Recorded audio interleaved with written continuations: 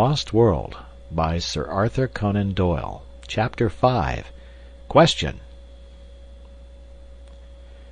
What with the physical shocks incidental to my first interview with Professor Challenger, and the mental ones which accompanied the second, I was a somewhat demoralized journalist by the time I found myself in Enmore Park once more. In my aching head the one thought was throbbing that there really was truth in this man's story, that it was of tremendous consequence, and that it would work up into inconceivable copy for the Gazette when I could obtain permission to use it. A taxicab was waiting at the end of the road, so I sprang into it and drove down to the office. McArdle was at his post as usual. "Well," he cried expectantly, "what may it run to? I'm thinking, young man, you have been in the wars. Don't tell me that he assaulted you." "We had a little difference at first." "What a man it is! What did you do?" "Well, he became more reasonable, and we had a chat. But I got nothing out of him, nothing for publication." "I'm not so sure about that. You got a black eye out of him, and that's for publication. We can't have this reign of terror, Mr. Malone. We must bring the man to his bearings. I'll have a leaderette on him tomorrow that will raise a blister. Just give me the material, and I will engage to brand the fellow forever. Professor Munchausen. How's that for an inset headline? Sir John Mandeville Redivivus. Cagliostro. All the impostors and bullies in history. I'll show him up for the fraud he is." "I wouldn't do that, sir." "Why not?" "Because he is not a fraud at all." "What?" roared McArdle. "You don't mean to say that you really believe this stuff of his about mammoths and mastodons and great sea serpents?" "Well, I don't know about that. I don't think he makes any claims of that kind, but I do believe he has got something new." "Then for heaven's sakes, man, write it up." "I'm longing to, but all I know he gave me in confidence and on condition that I didn't." I condensed into a few sentences the Professor's narrative. "That's how it stands." McArdle looked deeply incredulous. "Well, Mr. Malone," he said at last, "about the scientific meeting tonight, there can be no privacy about that, anyhow. I don't suppose any paper will want to report it, for Waldron has been reported already a dozen times, and no one is aware that Challenger will speak. We may get a scoop, if we are lucky. You'll be there in any case, so you'll just give us a pretty full report. I'll keep space up to midnight." My day was a busy one, and I had an early dinner at the Savage Club with Tarp Henry, to whom I gave some account of my adventures. He listened with a skeptical smile on his gaunt face, and roared with laughter on hearing that the Professor had convinced me. "My dear chap, things don't happen like that in real life. People don't stumble upon enormous discoveries and then lose their evidence. Leave that to the novelists. The fellow is as full of tricks as is the monkey house at the zoo. It's all bosh." "But the American poet?" "He never existed." "I saw his sketchbook." "Challenger's sketchbook." "You think he drew that animal?" "Of course he did. Who else?" "Well, then, the photographs." "There was nothing in the photographs. By your own admission you only saw a bird." "A pterodactyl." "That's what he says. He put the pterodactyl into your head."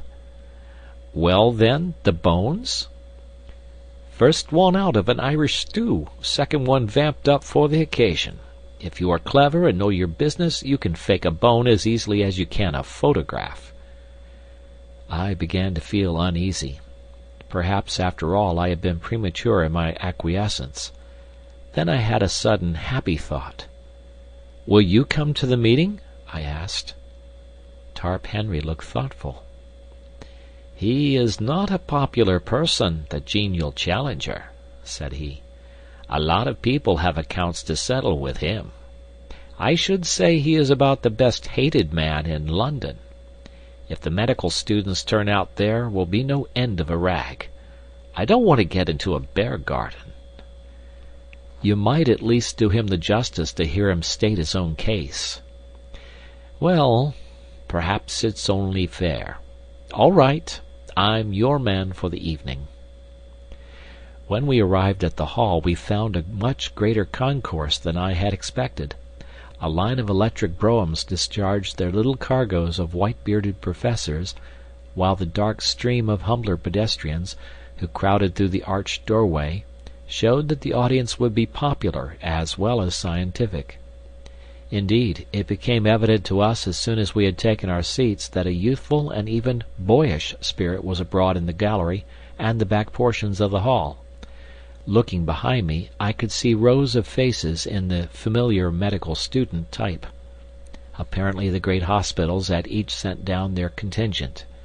The behavior of the audience at present was good-humored, but mischievous. Scraps of popular songs were chorused with an enthusiasm which was a strange prelude to a scientific lecture, and there was already a tendency to personal chaff which promised a jovial evening to others, however embarrassing it might be to the recipients of these dubious honors. Thus, when old Dr. Meldrum, with his well-known curly-brimmed opera hat, appeared upon the platform, there was such a universal query of "Where did you get that tile?" that he hurriedly removed it, and concealed it furtively under his chair. When gouty Professor Wadley limped down to his seat, there was general affectionate inquiries from all parts of the hall as to the exact state of his poor toe, which caused him obvious embarrassment. The greatest demonstration of all, however, was at the entrance of my new acquaintance, Professor Challenger, when he passed down to take his place at the extreme end of the front row of the platform. Such a yell of welcome broke forth when his black beard first protruded round the corner that I began to suspect Tarp Henry was right in his surmise, and that this assemblage was there not merely for the sake of the lecture, but because it had got rumored abroad that the famous professor would take part in the proceedings. There was some sympathetic laughter on his entrance among the front benches of well-dressed spectators, as though the demonstration of the students in this instance was not unwelcome to them. That greeting was, indeed, a frightful outburst of sound, the uproar of the carnivora cage when the step of the bucket-bearing keeper is heard in the distance. There was an offensive tone in it, perhaps, and yet in the main it struck me as mere riotous outcry, the noisy reception of one who amused and interested them, rather than of one they disliked or despised. Challenger smiled with weary and tolerant contempt, as a kindly man would meet the yapping of a litter of puppies. He sat slowly down, blew out his chest, passed his hand caressingly down his beard, and looked with drooping eyelids and supercilious eyes at the crowded hall before him. The uproar of his advent had not yet died away when Professor Ronald Murray, the chairman, and Mr. Waldron, the lecturer, threaded their way to the front, and the proceedings began. Professor Murray will, I am sure, excuse me if I say that he has the common fault of most Englishmen of being inaudible. Why on earth people who have something to say which is worth hearing should not take the slight trouble to learn how to make it heard is one of the strange mysteries of modern life. Their methods are as reasonable as to try to pour some precious stuff from the spring to the reservoir through a non-conducting pipe, which could by the least effort be opened. Professor Murray made several profound remarks to his white tie and to the water carafe upon the table, with a humorous twinkling aside to the silver candlestick upon his right. Then he sat down, and Mr. Waldron, the famous popular lecturer, rose amid a general murmur of applause. He was a stern, gaunt man with a harsh voice and an aggressive manner, but he had the merit of knowing how to assimilate the ideas of other men and to pass them on in a way which was intelligible and even interesting to the lay public, with a happy knack of being funny about the most unlikely objects, so that the precession of the equinox or the formation of a vertebrate became a highly humorous process as treated by him. It was a bird's-eye view of creation, as interpreted by science, which, in language always clear and sometimes picturesque, he unfolded before us. He told us of the globe, a huge mass of flaming gas, flaring through the heavens. Then he pictured the solidification, the cooling, the wrinkling which formed the mountains, the steam which turned to water, the slow preparation of the stage upon which was to be played the inexplicable drama of life. On the origin of life itself he was discreetly vague. That the germs of it could hardly have survived the original roasting was, he declared, fairly certain. Therefore it had come later. Had it built itself out of the cooling inorganic elements of the globe? Very likely. Had the germs of it arrived from outside upon a meteor? It was hardly conceivable. On the whole, the wisest man was the least dogmatic upon the point. We could not, or at least we had not succeeded up to date in making organic life in our laboratories out of inorganic materials. The gulf between the dead and the living was something which our chemistry could not as yet bridge. But there was a higher and subtler chemistry of nature which, working with great forces over long epochs, might well produce results which were impossible for us. There the matter must be left. This brought the lecturer to the great ladder of animal life, beginning low down in mollusks and feeble sea creatures, then up rung by rung through reptiles and fishes, till at last we came to a kangaroo rat, a creature which brought forth its young alive, the direct ancestor of all mammals, and presumably, therefore, of every one in the audience. "No, no," from a skeptical student in the back row. If the young gentleman in the red tie who cried "No, no," and who presumably claimed to have been hatched out of an egg, would wait upon him after the lecture, he would be glad to see such a curiosity. Laughter. It was strange to think that the climax of all the age-long process of nature had been the creation of that gentleman in the red tie. But had the process stopped? Was this gentleman to be taken as the final type, the be-all and end-all of development? He hoped that he would not hurt the feelings of the gentleman in the red tie if he maintained that, whatever virtues that gentleman might possess in private life, still the vast processes of the universe were not fully justified if they were to end entirely in his production. Evolution was not a spent force, but one still working, and even greater achievements were in store. Having thus, amid a general titter, played very prettily with his interrupter, the lecturer went back to his picture of the past, the drying of the seas, the emergence of the sandbank, the sluggish, viscous life which lay upon their margins, the overcrowded lagoons, the tendency of the sea creatures to take refuge upon the mud flats, the abundance of food awaiting them, their consequent enormous growth. "Hence, ladies and gentlemen," he added, "that frightful brood of saurians which still affright our eyes when seen in the Wealden or in the Solenhofen slates, but which were fortunately extinct long before the first appearance of mankind upon this planet." "Question!" boomed a voice from the platform. Mr. Waldron was a strict disciplinarian with a gift of acid humor, as exemplified upon the gentleman with the red tie, which made it perilous to interrupt him. But this interjection appeared to him so absurd that he was at a loss how to deal with it. So looks the Shakespearean who is confronted by a rancid Baconian, or the astronomer who is assailed by a flat earth fanatic. He paused for a moment, and then, raising his voice, repeated slowly the words, "which were extinct before the coming of man." "Question!" boomed the voice once more.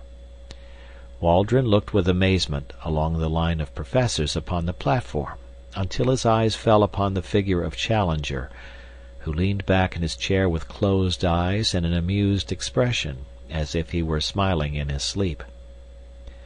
"I see," said Waldron with a shrug. "It is my friend Professor Challenger." And amid laughter he renewed his lecture as if this was a final explanation and no more need be said. But the incident was far from being closed. whatever path the lecturer took amid the wilds of the past seemed invariably to lead him to some assertion as to extinct or prehistoric life, which instantly brought the same bull's bellow from the professor. The audience began to anticipate it, and to roar with delight when it came. The packed benches of students joined in, and every time Challenger's beard opened, before any sound could come forth, there was a yell of "Question!" from 100 voices, and an answering counter-cry of "Order!" and "Shame!" from as many more. Waldron, though a hardened lecturer and a strong man, became rattled. He hesitated, stammered, repeated himself, got snarled in a long sentence, and finally turned furiously upon the cause of his troubles. "This is really intolerable," he cried, glaring across the platform. "I must ask you, Professor Challenger, to cease these ignorant and unmannerly interruptions." There was a hush over the hall, the students rigid with delight at seeing the high gods on Olympus quarreling among themselves. Challenger levered his bulky figure slowly out of his chair. "I must in turn ask you, Mr. Waldron," he said, "to cease to make assertions which are not in strict accordance with scientific fact." The words unloosed a tempest. "Shame! Shame! Give him a hearing! Put him out! Shove him off the platform! Fair play!" emerged from the general roar of amusement or execration. The chairman was on his feet, flapping both his hands and bleating excitedly. "Professor Challenger, personal views later," were the solid peaks above his clouds of inaudible mutter. The interrupter bowed, smiled, stroked his beard, and relapsed into his chair. Waldron, very flushed and warlike, continued his observations. Now and then, as he made an assertion, he shot a venomous glance at his opponent, who seemed to be slumbering deeply, with the same broad, happy smile upon his face. At last the lecture came to an end. I am inclined to think that it was a premature one, as the peroration was hurried and disconnected. The thread of the argument had been rudely broken, and the audience was restless and expectant. Waldron sat down, and after a chirrup from the chairman, Professor Challenger rose and advanced to the edge of the platform. In the interest of my paper, I took down his speech verbatim. "Ladies and gentlemen," he began, amid a sustained interruption from the back. "I beg pardon. Ladies, gentlemen, and children. I must apologize. I had inadvertently omitted a considerable section of this audience." Tumult, during which the professor stood with one hand raised and his enormous head nodding sympathetically, as if he were bestowing a pontifical blessing upon the crowd. "I have been selected to move a vote of thanks to Mr. Waldron for the very picturesque and imaginative address to which we have just listened. There are points in it with which I disagree, and it has been my duty to indicate them as they arose, but none the less, Mr. Waldron has accomplished his object well, that object being to give a simple and interesting account of what he conceives to have been the history of our planet.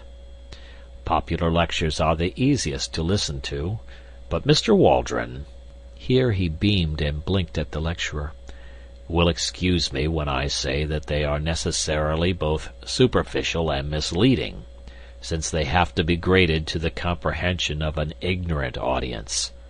Ironical cheering. "Popular lecturers are in their nature parasitic." Angry gesture of protest from Mr. Waldron.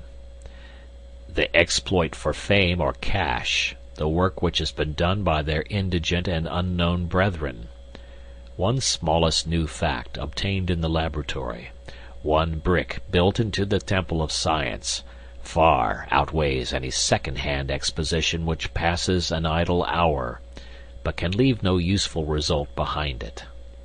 I put forward this obvious reflection, not out of any desire to disparage Mr. Waldron in particular, but that you may not lose your sense of proportion and mistake the acolyte for the high priest." At this point Mr. Waldron whispered to the chairman, who half rose and said something severely to his water carafe. But enough of this. Loud and prolonged cheers. Let me pass to some subject of wider interest. What is the particular point upon which I, as an original investigator, have challenged our lecturer's accuracy? It is upon the permanence of certain types of animal life upon the earth. I do not speak upon the subject as an amateur, nor, I may add, as a popular lecturer, but I speak as one whose scientific conscience compels him to adhere closely to facts, when I say that Mr. Waldron is very wrong in supposing that because he has never himself seen a so-called prehistoric animal, therefore these creatures no longer exist. They are indeed, as he has said, our ancestors, but they are, if I may use the expression, our contemporary ancestors, who can still be found with all their hideous and formidable characteristics if one has but the energy and hardihood to seek their haunts. Creatures which were supposed to be Jurassic, monsters who would hunt down and devour our largest and fiercest mammals, still exist. Cries of "Bosh! Prove it! How do you know? Question!" How do I know, you ask me? I know because I have visited their secret haunts. I know because I have seen some of them. Applause, uproar, and a voice, "Liar!" Am I a liar? General hearty and noisy assent. Did I hear someone say that I was a liar? Will the person who called me a liar kindly stand up that I may know him? A voice, "Here he is, sir!" and an inoffensive little person in spectacles, struggling violently, was held up among a group of students. "Did you venture to call me a liar?" "No, sir, no!" shouted the accused, and disappeared like a jack-in-the-box. If any person in this hall dares to doubt my veracity, I shall be glad to have a few words with him after the lecture. Liar! Who said that? Again the inoffensive one, plunging desperately, was elevated high into the air. If I come down among you... General chorus of "Come, love, come!" which interrupted the proceedings for some moments, while the chairman, standing up and waving both his arms, seemed to be conducting the music. The professor, with his face flushed, his nostrils dilated, and his beard bristling, was now in a proper berserk mood. Every great discoverer has been met with the same incredulity, the sure brand of a generation of fools. When great facts are laid before you, you have not the intuition, the imagination which would help you to understand them. You can only throw mud at the men who have risked their lives to open new fields to science. You persecute the prophets, Galileo, Darwin, and I. Prolonged cheering and complete interruption. All this is from my hurried notes taken at the time, which give little notion of the absolute chaos to which the assembly had by this time been reduced. So terrific was the uproar that several ladies had already beaten a hurried retreat. Grave and reverend seniors seemed to have caught the prevailing spirit as badly as the students, and I saw white-bearded men rising and shaking their fists at the obdurate professor. The whole great audience seethed and simmered like a boiling pot. The professor took a step forward and raised both his hands. There was something so big and arresting and virile in the man that the clatter and shouting died gradually away before his commanding gesture and his masterful eyes. He seemed to have a definite message. They hushed to hear it. "I will not detain you," he said. "It is not worth it. Truth is truth, and the noise of a number of foolish young men, and I fear I must add, of their equally foolish seniors, cannot affect the matter. I claim that I have opened a new field of science. You dispute it." Cheers. "Then I put you to the test. Will you accredit one or more of your own number to go out as your representatives and test my statement in your name?" Mr. Summerlee, the veteran professor of comparative anatomy, rose among the audience, a tall, thin, bitter man, with the withered aspect of a theologian. He wished, he said, to ask Professor Challenger whether the results to which he had alluded in his remarks had been obtained during a journey to the headwaters of the Amazon made by him 2 years before. Professor Challenger answered that they had.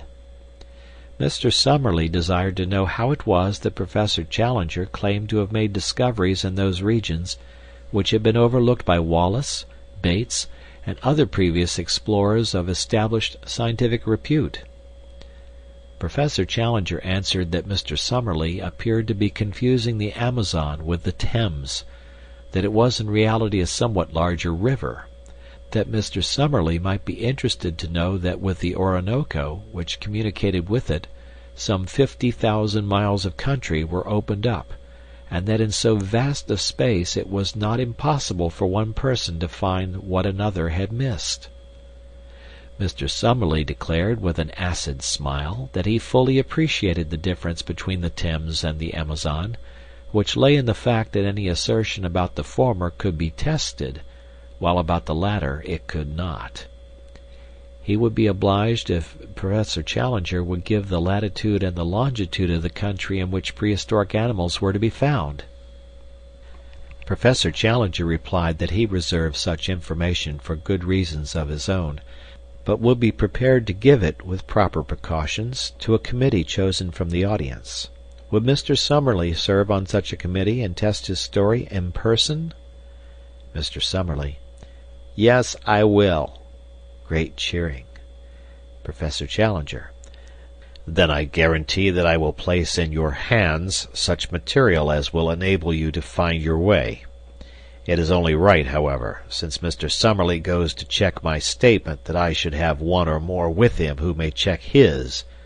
I will not disguise from you that there are difficulties and dangers. Mr. Summerlee will need a younger colleague. May I ask for volunteers? It is thus that the great crisis of a man's life springs out at him.